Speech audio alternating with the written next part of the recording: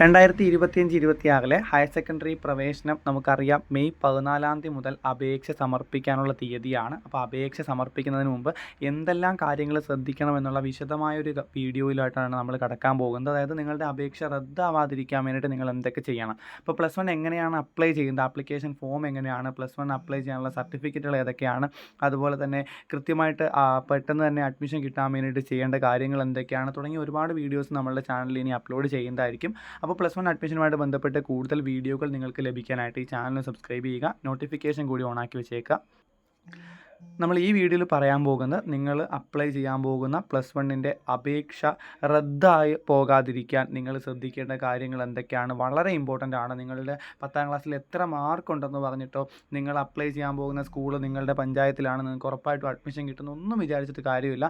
നിങ്ങളുടെ അപേക്ഷ റദ്ദായി പോയി കഴിഞ്ഞാൽ പിന്നെ ഭയങ്കര ബുദ്ധിമുട്ടായിരിക്കും. പരീക്ഷാ ഭവനിലൊക്കെ പോയി വലിയ ബുദ്ധിമുട്ടുകളിലേക്ക് നിങ്ങൾ കടക്കേണ്ടി വരും. സോ എന്തൊക്കെ രീതിയിലാണ് +1 ആപ്ലിക്കേഷൻ റദ്ദ് ചെയ്യപ്പെടാവുന്നത്, നിങ്ങൾ എന്തൊക്കെ കാര്യങ്ങളാണ് ശ്രദ്ധിക്കേണ്ടത് എന്നുള്ളതാണ് നമ്മൾ ഈ ഒരു വീഡിയോയിൽ നോക്കാൻ പോകുന്നത്. അപ്പോൾ ഏറ്റവും പ്രധാനപ്പെട്ട കാര്യം എന്ന് പറയുന്നത് നിങ്ങൾ കാൻഡിഡേറ്റ് ലോഗിൻ നിങ്ങളുടെ ഒരു കാൻഡിഡേറ്റ് കോഡ് കാൻഡിഡേറ്റ് ലോഗിനിലൂടെയാണ് നിങ്ങൾ എന്ത് ചെയ്യുന്നത്, നിങ്ങളുടെ ആപ്ലിക്കേഷനുമായിട്ട് ബന്ധപ്പെട്ട എല്ലാ കാര്യങ്ങളും ചെയ്യാൻ പോകുന്നത്. നിങ്ങളുടെ അപേക്ഷ സമർപ്പിക്കൽ, അതുപോലെ തന്നെ ട്രയൽ അലോട്ട്മെൻറ്റ് നോക്കൽ, ബാക്കി മാറ്റങ്ങളെല്ലാം വരുന്നത് നിങ്ങളുടെ കാൻഡിഡേറ്റ് ലോഗിനിലൂടെയാണ്. അപ്പോൾ ഈ പറയുന്ന കാൻഡിഡേറ്റ് ലോഗിനും പാസ്വേഡും ഓർത്ത് വെച്ചില്ല എന്നുണ്ടെങ്കിൽ, ലോഗിൻ ഐ ഡിയും പാസ്വേഡും ഓർത്ത് വെച്ചില്ല എന്നുണ്ടെങ്കിൽ ബുദ്ധിമുട്ടാണ്.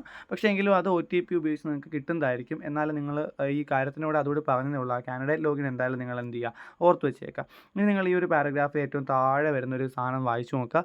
അപേക്ഷാർത്ഥി നൽകുന്ന വിവരങ്ങൾ അടിസ്ഥാനപ്പെടുത്തി ലഭിക്കുന്ന അലോട്ട്മെൻറ്റിൽ പ്രവേശനം നേടുന്നതിനായി രേഖകൾ വെരിഫിക്കേഷനായി സമർപ്പിക്കുമ്പോൾ തെറ്റായി വിവരം നൽകി അലോട്ട്മെൻറ്റിൽ ഇടം നേടിയതാണെന്ന് കണ്ടെത്തുകയാണെങ്കിൽ അത്തരം അലോട്ട്മെൻറ്റുകൾ റദ്ദാക്കി പ്രവേശനം നിരസിക്കുന്നതാണ്.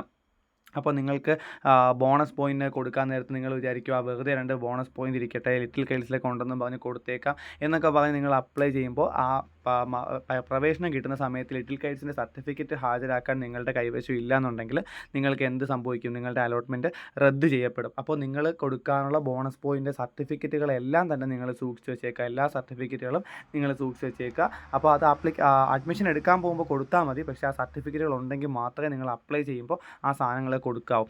ഈവൻ ടൈ ബ്രേക്കറിന് നമ്മൾ ക്ലബ്ബുകളുടെ സർട്ടിഫിക്കറ്റിനൊക്കെ ഉണ്ടെന്ന് അപ്ലൈ ചെയ്യും. പക്ഷേ നമ്മൾ ആ ക്ലബ്ബിലുണ്ടെന്ന് പറഞ്ഞിട്ട് കാര്യമില്ല. ആ ക്ലബിൻ്റെ സർട്ടിഫിക്കറ്റ് കൃത്യമായി സ്കൂളിൽ നിന്ന് വാങ്ങി വെച്ചാൽ മാത്രമേ നിങ്ങൾക്ക് അത് അപ്ലൈ ചെയ്യാൻ പറ്റൂ. അപ്പോൾ നിങ്ങൾ മനസ്സിലാക്കുക, നിങ്ങൾ കൊടുക്കാൻ പോകുന്ന ആപ്ലിക്കേഷനിൽ എന്തെങ്കിലും തരത്തിലുള്ള തെറ്റുകൾ നിങ്ങൾ അപ്ലൈ ചെയ്യുമ്പോൾ കൊടുത്താലോ, അതല്ല ശരിയാണെങ്കിൽ പോലും ആ സർട്ടിഫിക്കറ്റിൽ നിങ്ങളുടെ കൈവശം ഇല്ലെങ്കിലോ, അതുപോലെ തന്നെ ഒരേ ജില്ലയിൽ തന്നെ 2 തവണ അപ്ലൈ ചെയ്യുകയൊക്കെ ചെയ്തു കഴിഞ്ഞാൽ നിങ്ങളുടെ +1 ആപ്ലിക്കേഷൻ റദ്ദ് ചെയ്യപ്പെടുന്നതാണ്. അപ്പോൾ ഈ കാര്യങ്ങളൊക്കെ നോക്കിയതിന് ശേഷം മാത്രം അപ്ലൈ ചെയ്യുക. കൂടുതൽ വീഡിയോകൾക്കായിട്ട് ചാനൽ സബ്സ്ക്രൈബ് ചെയ്യുക. Thank you for watching calculus learning.